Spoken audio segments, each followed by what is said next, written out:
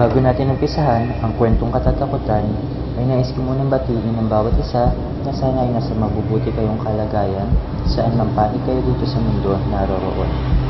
Nais ko na ipabatid na ang kwentong matutunghayan ay hanggang mula sa totoong buhay at karanasan. Now with no further ado, let's start and be scared.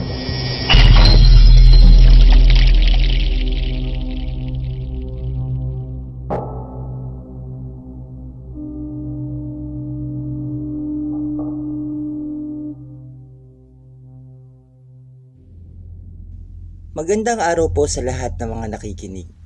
Nais ko lamang pong ibahagi yung kwento ng tita ng asawa ko tungkol sa aswang. Nangyari daw ito noong taong 2005 kaya medyo matagal-tagal na rin. May pumunta na matanda daw dito sa aming lugar na hindi nila kakilala. Tanong daw ito ng tanong na mga kung ano-anong bagay. At panay din daw ang tingin ng matanda, lalong-lalo na sa tiyan ni tita. Noong una, hindi daw nila pinapansin yun. At sa likod ng bahay nila tita, may bakanting lote doon na ginagawang tambayan. Yung kapitbahay daw nila tita, nung pag-uwi galing trabaho ng gabi, may napansin siyang babae na nakaupo sa may tambayan. Nakita niya yung matanda na nagpunta daw dito sa kanila. Kaya nagtataka siya kung bakit andun yun at kung ano ang ginagawa sa 10 oras ng gabi. Sumunod na gabi, napagising si tita kasi ihing-ihi na siya. Noong time na yun, buntis siya sa pangatlo niyang anak. Pag nagbuntis siya, lagi naman pong naiihi kapag gabi eh. Paglabas daw niya galing CR, may napansin daw siyang may nakasilip sa bintana nila. Yung bintana nila noong mga panahon na yun ay kahoy. Pagtingin niya, babaeng nakangisi sa kanya. Sa sobrang takot niya, ginising daw niya yung asawa niya. Nagsisigaw na daw sila para humingi ng tulong.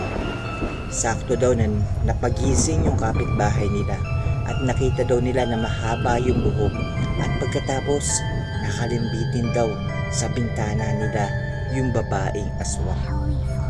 Napansin nila na sobrang masangsang yung amoy kaya nakutuban daw sila na aswang nga talaga ang nilalang na yun. Kinuha daw nila yung itak pero nung makita nung aswang na may itak, mabilis daw itong umalis kaagad.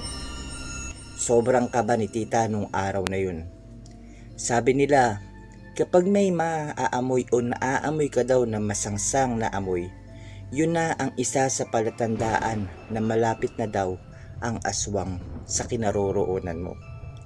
Naaalala nila yung matanda na nagpunta dito sa kanila noong nakaraang gabi. Ilang buwan din bago hindi nagpakita yung matandang yun. Hanggang nung nakaanak na si tita. At nung ipinagbubuntis ko ang panganay ko, lagi nila akong sinasabihan na kapag may kumausap daw o magbibigay daw ng pagkain sa akin na hindi ko kakilala, wag na wag ko daw tatanggapin o wag na wag kong kakainin. Umalis ako nung araw na yon kasi check up ko buwan-buwan. Kasama ko yung kaibigan ko. May nadaanan kaming matanda. Nung mga oras na yun, naglalakad kami. May nakabanggaan akong matanda pero humingi ako ng paumanhin. Nagsorry ako sa kanya agad-agad. Hindi na siya nagsalita pero masama lang yung tingin niya sa akin. Hindi ko alam pero kinabahan ako bigla nung mga oras na yun. Kinuwento ko sa tita ko yun. Binalutan nila ako agad-agad ng pulang tela. At hanggang sa nakapanganak ako, wala namang masama na nangyari sa amin ng anak ko sa awa ng Diyos. Hanggang dito na lamang po. Please admin hide my identity. Baka mabasa ito ng mga taga sa amin. Alam nila yung kwentong ito eh. Inaalala ko kasi baka mamaya binabasa na pala o naririnig na matanda ang kwentong ito. Lagot na. Maraming salamat po from Mincy.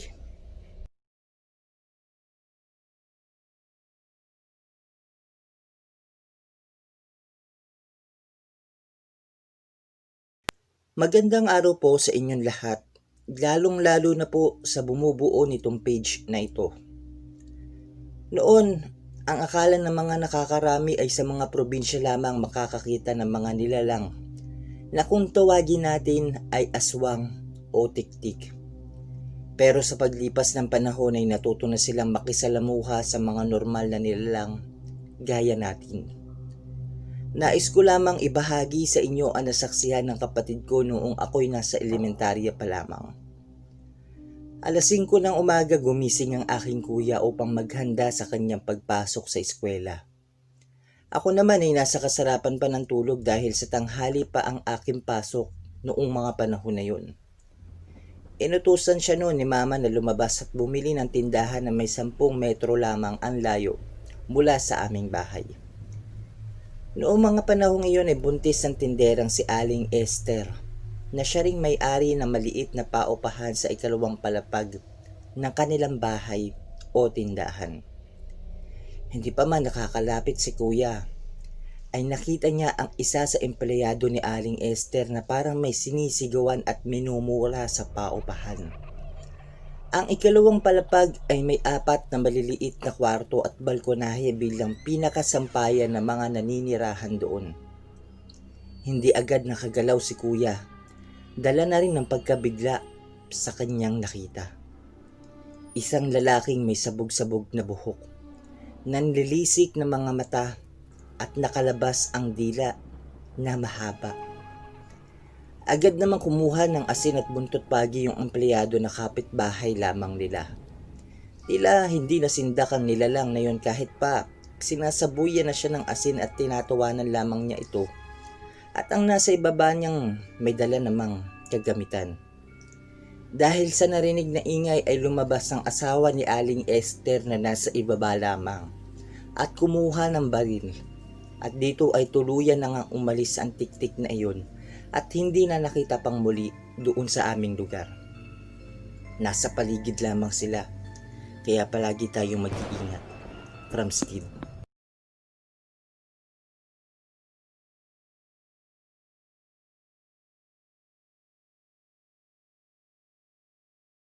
Magandang araw po sa inyong lahat. Nais ko po munang batiin ang lahat na nakikinig at bumubuo nitong page na ito. Tawagin niyo na lamang po ako sa pangalang Mika. Let me share this one true story na nangyari noong maliit pa lamang. Pero ito pong istorya na ibabahagi ko sa inyo ay base sa kwento ng mama ko. Originally, ang pamilya namin ay galing sa isang liblib na barangay sa Bacolod. Ang ikinabubuhay ng mga tao doon ay pangingisda lamang o paggawa ng bagoong kaya nung hindi pa nakakapasa ang mama ko sa board at papa ko lamang ang tanging nagtatrabaho ay sadyang hirap kami sa buhay. 5 years old pa lamang daw ako noon at 3 years old naman ng kapatid kong si Shai. Dumating ang araw na walang-wala na talaga kami at hindi na din alam ni Papa ang gagawin sapagkat gutom na kaming kanyang pamilya. Nangutang siya ng 50 pesos sa isang kapitbahay namin na lalaki na kinatatakutan sa buong barangay kasi sabi-sabi na isa daw itong kilalang aswang. Iniwan na din ito ng pamilya niya nang mahuli itong kumakain ng kanyang asawa na hilaw na atay at ng buhay na manok. Malansa din daw ang amoy nito at madilim ang kanyang bahay. Wala na daw pagpipilian si Papa kasi nag-offer din ito sa kanya. So ayun na nga, pinambili ni Papa ng bigas ang pera na pinahiram sa kanya nung lalaki. Nangako din siya na babayaran daw pagkatapos ng 2 araw. Lumipas ang 2 araw pero kulang pa ang pera ni Papa pambayad doon sa lalaki kaya hindi muna siya nakapagbayad agad. Hindi rin naman naningil sa kanya yung lalaki. Hating gabi nung magising daw ang mama ko dahil inaapoy kami na lagnat ng 2 kong kapatid. Nanginginig din daw kami pareho pero pinagpapawisan at tila ba hindi komportable sa higaan namin. Siya nga po pala, kawayan ang higaan namin dati sa Bacolod. Yun na din yung sahig namin. Tipikal na probinsya. Binuksan ni mama ang ilaw para daw matignan kami ng maayos. Pero nagulat siya at nanayo ang lahat ng mga balahibo ng maaninag niya dahil natamaan umano ng ilaw ang ilalim ng sahig namin. Yung lalaking pinagkakautangan ni Papa. Nakasilip lang daw ito. At nung nakita niya na nahuli siya ni Mama, ay agad daw itong tumakbo. Ginising ni Mama ang Papa ko dahil inaapoy na daw kami ng lagnat at dahil sa kanyang nakita. At kinukumbulsyon na ang kapatid ko. Pagdating sa ospital ay dinala kami sa emergency room upang masuri ng mga doktor. Umalis daw ang Papa ko saglit at nakitawag sa telepono ng ospital para tawagan ang kapatid niya dahil manghihiram siya ng pera pampa-ospital sa amin. Dumating ang tito ko at pinahiram si Papa ng pera. Nagalit din ito nung malaman na nanghiram si Papa ng pera doon sa pinaghihinalaang aswang sa lugar namin. Kinuwento ni Mama ang nakita niya kanina at sinabing baka daw nagkasakit kami dahil hindi nagbayad si Papa. Pinayuhan ni Papa si Tito na puntahan kaagad ang nautangan niya. Sinabihan din siya na dapat daw ay doble ang ibayad niya at sabihin itong puputulan ng ulo kung ito ay manggugula pa sa aming muli. Naglalakad si Papa sa ward ng ospital na makita niya ang isang pamilyar na mukha. Nakasilip ito at parang naglalaway na nakatingin sa isang batang nalapnos ang balat at ginagamot ng mga nurse at ng mga doktor. Nasa 10 metro ata ang pagitan nila nang tinawag siya ni Papa. Hoy! Yun ang lumabas sa bibig ni Papa at dali-daling naglakad palabas yung lalaki. Sinundan naman siya ni Papa hanggang sa labas ng ospital. Dumiretso siya sa garden pero sinundan siya ni Papa at pinagsususuntok. Sinuntok ito ni Papa ng paulit-ulit sa tagiliran at kinuha ang 100 piso sa bulsa niya. Tumayo si Papa at tinapon sa kanya ang pera. Sabay sabing, "Layuan mo ang pamilya ko kung ayaw mong putulang kita ng ulo." Bumalik si Papa sa emergency at laking gulat nung biglang bumaba ang lagnat namin at tumigil ang pagkukumbulsyon ng kapatid kong si Shai.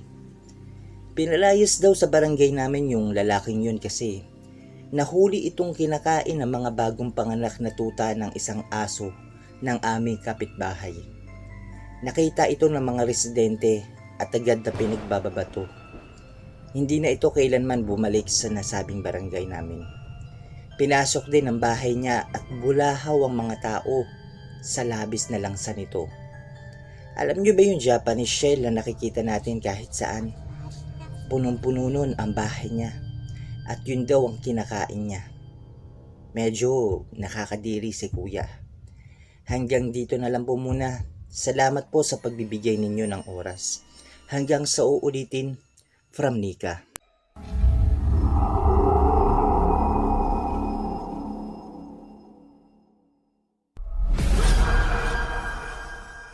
Magandang araw po sa inyong lahat. Nais ko lamang pong batiin ang lahat ng nakikinig o sumusuporta dito at ang bumubuo nitong page na ito. Tawagin nyo na lamang po ako sa pangalang K. What makes me to confess here? It's because I'm an avid listener here. Sa dami ng nalabasa ko, the story always came from the victims. Pero para maiba naman, I decided to confess. Pero pakiusap, even I'm using a fake account, just hide my identity. And I know you will, admins. 25 years na akong nabubuhay based on your lifetime. And the last time I checked, way back 2008, isa nga po akong aswang. How do I know? Because my mom is one of them. How do I know again? Because she told me. And she wants me to be one of them. After niya ipakita sa akin lahat ng ginagawa niya, alam ko na doon ako nakalinya. But I don't want to be like them. I want to be normal and it's so hard for me to explain. Ayokong ma-experience yun ng mga magiging anak ko o ng mga makakabasa nito o makakarinig nitong kwentong ito. Kagaya na lang ng kinatatakutan, nilalayuan, kinamumuhuyan, salot at ng kung ano-ano pa. Hindi ko ito ginusto. Ewan ko na lang sa iba. 2005, naging kalbaryo ang buhay ko nung mamatay si tatay. At noon inintroduce sa akin ni nanay ang tungkol sa pagiging aswang. At noon, 13 years old pa lang ako. Halos lahat ng activity niya during the night, alam ko. Hindi ko na po i-elaborate lahat ng ginagawa niya because this story is not about her. Madalas, isinasama niya ako. Andun ako sa isang tagong lugar. Nakamasid at pilit itinatago ang sarili dahil sa totoo lang. Natatakot ako, hindi ko alam sa sarili ko kung ligtas pa ba ako sa sarili kong ina. Tumagal kami sa ganong proseso until I turned in the age of 16. Dito ko na masasabi na sobra na ako nahihirapan kontrolin ang sarili ko. Sometimes, nagkikrave ako sa mga fresh meat and even sa mga buhay na animals. And I really hate it.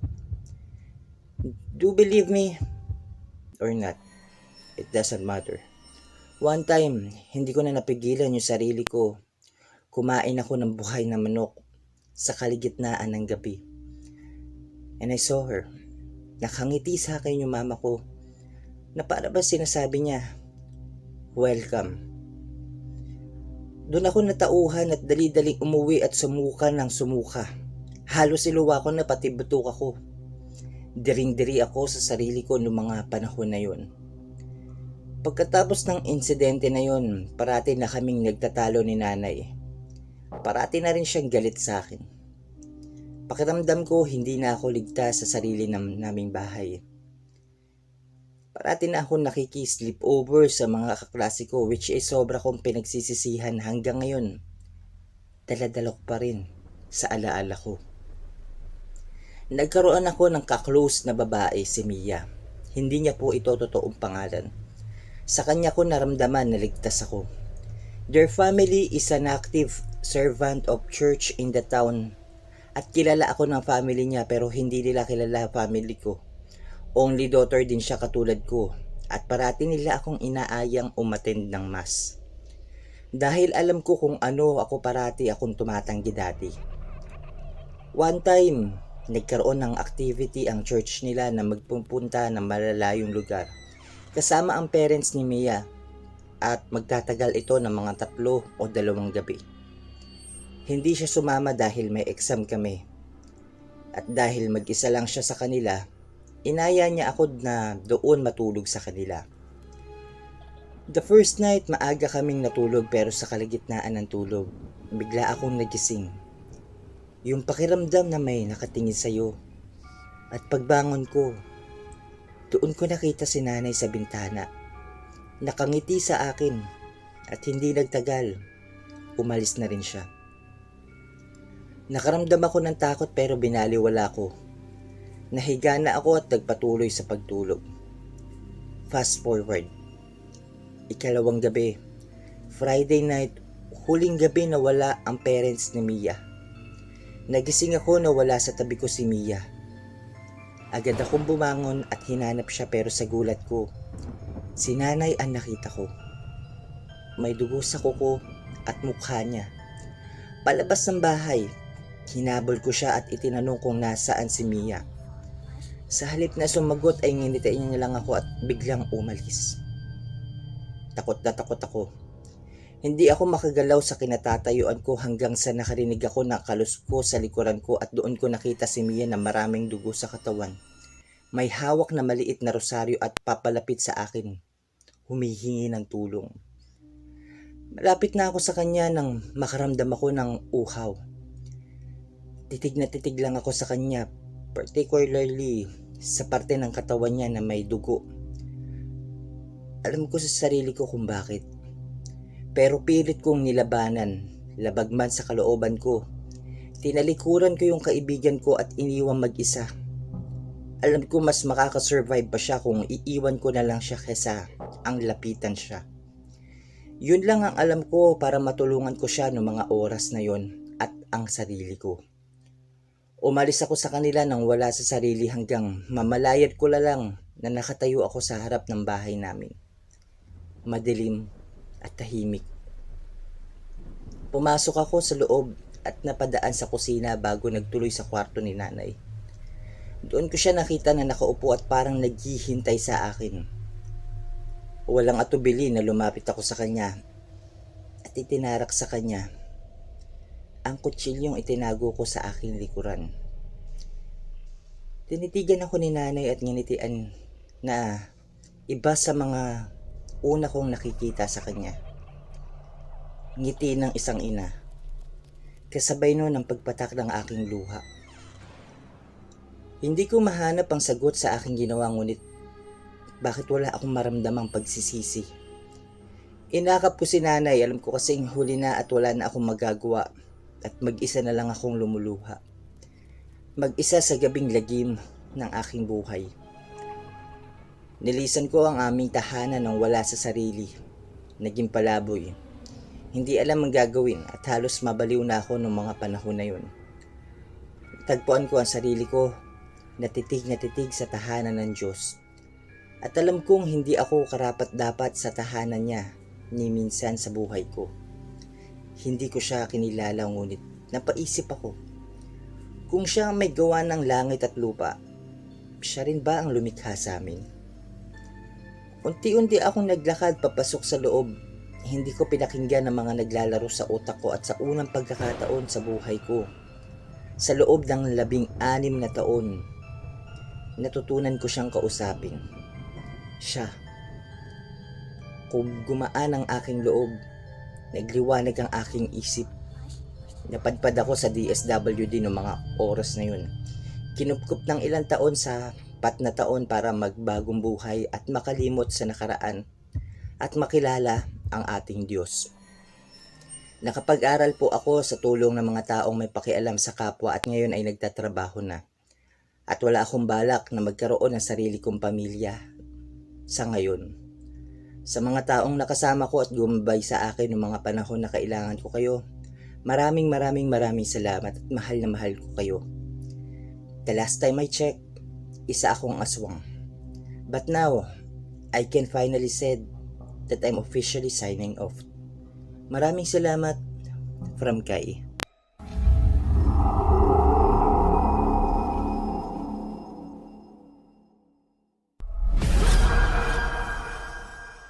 So ayan po, magandang araw mga ka-Creepy Tales. Magbibigay lang po ako ng maikling opinion ko tungkol sa mga kwentong na ibahagi natin ngayon. Tungkol po dun sa kwentong utang, medyo naaawa ako dun sa lalaki, dun sa sinasabi nila na aswang, na nagpautang na nga, napasama pa. Kawawa naman si kuya, I feel you po. Yung tipong ganun, pero kasi wala naman ako sinasabing masama laban dun kay sender. Pero kasi kapag umutang kayo, kapag may sinabi kayong exact date, oras na magbabayad kayo, aba, magbayad po kayo. Ang hirap kayang kumita ng pera, sabihin nyo pa na aswang yun nagpautang sa inyo eh. Pinaghirapan niya din yun, no? So, ayan po sa kwento na aswang sa syudad. Parang high blood ako, no? Hindi naman ako high blood.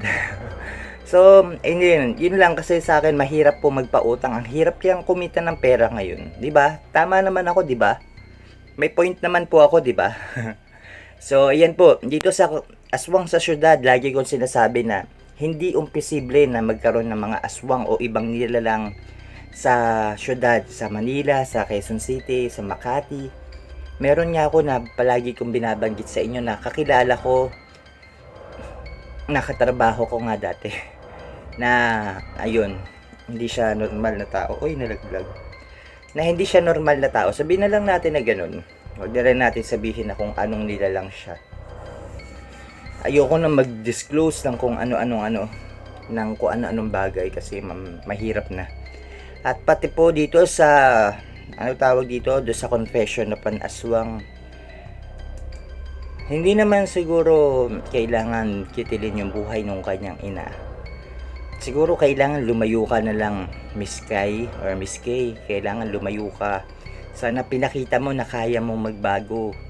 Na kaya mong talikuran yung pagiging aswang. Kung nagawa mo yun, ipakita mo dun sa mama mo na nagawa mong maging magpakatao. ginawa mo maging mabuting tao kahit na aswang ka. Siguro may isip ng mama mo yun na kung nagawa ng anak niya, magagawa niya rin. Diba? Hindi siguro sagot yung pagkitil sa buhay ng iyong ina. Pero nangyari na po ang nangyari. At masaya ako na nakapagbagong buhay ka na Miss K or Miss Kai, na nakapagtapos ka ng pag-aaral, may magandang trabaho. Pero po kung ayaw mo pang magpamilya sa ngayon, pag-isipan nyo mabuti. Mukhang masarap naman magkaroon ng pamilya. Although wala naman akong pamilya pa para masabi yan. Pero sa mga nakikita ko po, kasi sa family namin, ate ko, mami ko, ako, yung anak na ate ko, yung asawa niya, pamangkin ko, masarap ang may pamilya. Ang hirap po kasi na mag-isa ka lang sa buhay eh. Alam nyo yun? Maganda yung may kasanggang dikit ka palagi. Yung may mapagsasabihan ka, may matatakbuhan ka sa oras ng problema mo. Ang lalim ng hugot ko, no?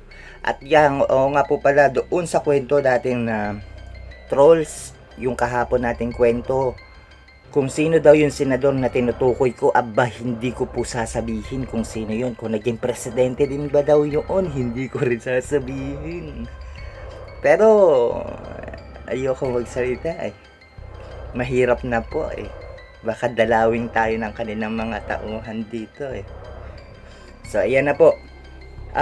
Hindi po ako kung napapansin nyo, medyo may kaiklian lang ang video natin dahil ayoko muna mag-upload o magbahagi ng mga kwento na makabagbag damdamin, kasi baka mamaya atakihin na ako sa puso dahil ilang araw nang mabigat sa dibdib yung mga kwento natin eh. So medyo chill tayo sa mga aswang ngayon. Aswangan Festival tayo ngayong araw na to. So ayun po, bago natin tuluyang tapusin ang video na ito, isang mabilisang shoutout muna muli sa lahat ng mga nag-comment sa ating last update at sa ating mga new subscribers. Tulad po ng dati, babanggitin na lang namin ang inyong mga pangalan sapagkat nagre-reply naman po kami sa inyong mga bawat komento. Umpisa na po natin. Shoutout po to these following people. Hello po kay Miss Marites Guevara, kay Miss Joy Joy ng UAE, maraming salamat po. Hello din kay Miss Elerima Neng Fujimaki, kay Boss Reggie, kay Miss Marisa Pilar, maraming salamat po sa suporta dito sa ating PCT channel. Hello and shoutout din po kay Miss Alma Pido, kay Miss Anlin Diestro, kay Miss Neneng 3M, kay Boss Romel Anggot, kay Miss Sweet Lady Centeno, kay Miss June Cortel, kay Miss An, kay Miss Niara Dredin, kay Miss Minday Maurin, kay Miss Nedge Agustin, maraming salamat po sa labis na suporta sa ating Pinoy Creepy Tales channel. Binabati ko din po syempre si Miss All About Blue, si Boss Rafael Carola, si Boss Nevermore Death Squad, si Miss Michelle Prescott, si Miss Kim, si Miss Angel Faith, si Miss Bevi Horilla, si Boss Pedro Tampos at si Miss Rachel Fernandez. Maraming salamat po sa patuloy na pagsuporta sa ating PCT community. Hello and shoutout din po kay Boss Reggie, kay Miss Nirjana de Langalen na pinapabati ang kanyang asawa, pinakamamahal na si Boss Abdul Rauf Masulot Endalia, si Miss Fredin Gogodan, si Boss Max Pro. Maraming salamat po at pakisuportahan na rin po ang Pagkagat ng Dilim. Isa po itong Tagalog horror channel. Nakalink po ang kanilang channel sa ating description box or i-search nyo na lang po Pagkagat ng Dilim. Subscribe and like nyo po yung mga videos na ibinabahagi nila. Binabati ko din po syempre si Boss Ren Zabria at pinapabati niya rin ang kanyang baby loves na si Miss April Rain Garcia ng Qatar na kanilang mansari ngayong araw ngayon. Aba, talaga naman boss, happy mansari po sa inyo ni Miss April Rain Garcia. Enjoy lang po kayo ngayon. More years and more love to come po.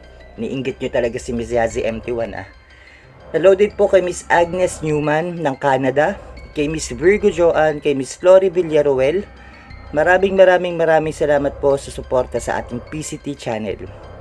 Nagbigay ka pa Miss Flory Villaruel ng ng letra kung sino yung tinutukoy natin doon sa kwento Wag na tayong mamaya sasagutin ko kayo kung sino yan. Hindi, joke lang. Wag na po kayong magbigay ng obvious na sagot kung alam nyo na Baka mamaya madali tayo dyan eh. Iwas-iwas tayo sa mga malalalim na ganyan. Hello din po kay Miss Julie Bell Ongwico, kay Miss Iris Dachebana, kay Miss Paula Kang, kay Miss C. Justin, kay Miss Juju Kalangi. Maraming salamat po sa patuloy na pagsuporta dito sa ating PCT channel. Binabati ko din po syempre si Boss Franz Garcia, si Miss Jonzil Abloyola, si Miss SK. Si Miss Jonzil sabi niya doon sa kwentong trolls, sabi niya Chinese pa nga daw sila eh. Tumpak. Hello din po kay kay Boss SK.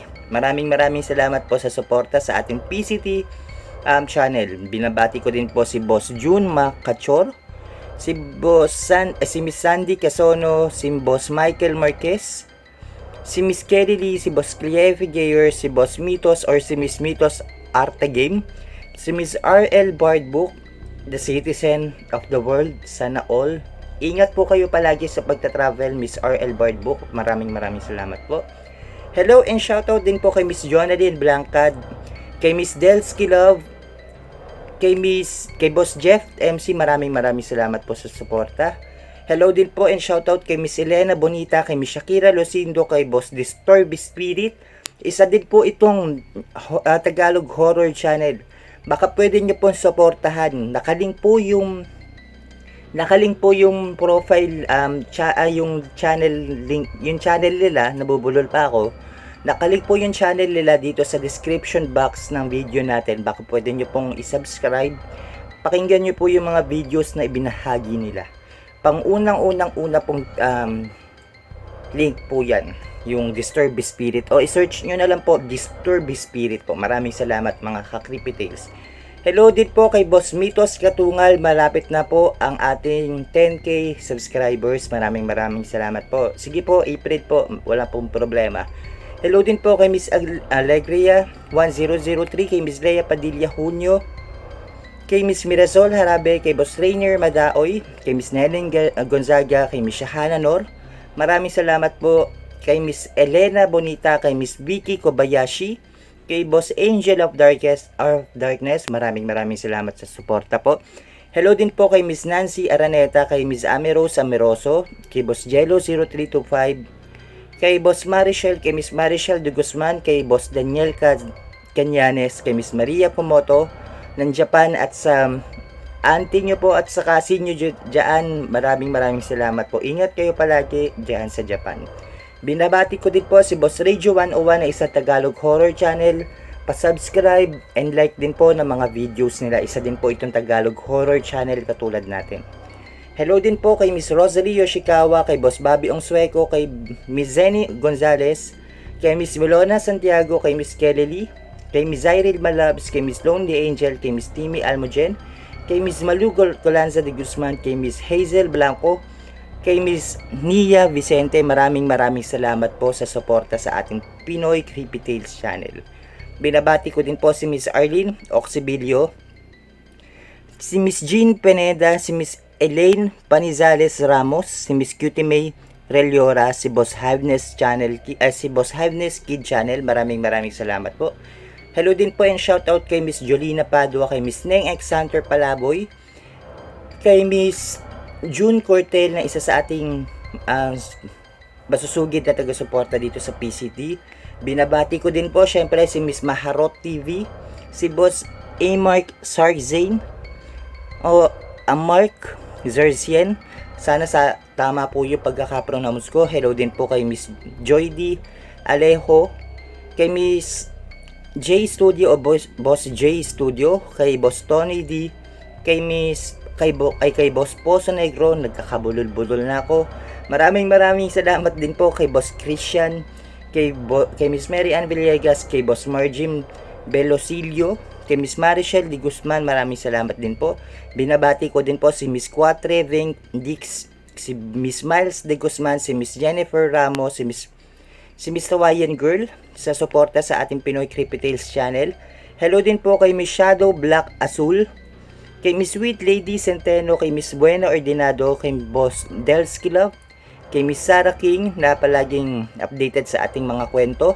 Hello din po kay Miss Sassy Girl, kay Miss Roda Rivera, kay Miss Pedeline Adelantar, kay Miss Sassy Girl, kay Miss Pilin Gogodan, kay Boss Pedro Tampos, kay Miss Nedge Agustin, kay Boss Alexis Pangi, kay Miss Rachel Fernandez, kay Miss Neneng 3M, kay Boss Harvey Bioyo, kay Miss Gloria Villaruel, kay Boss Nevermore Death Squad, at sa mga nakaligtaan mo po, pasensya na.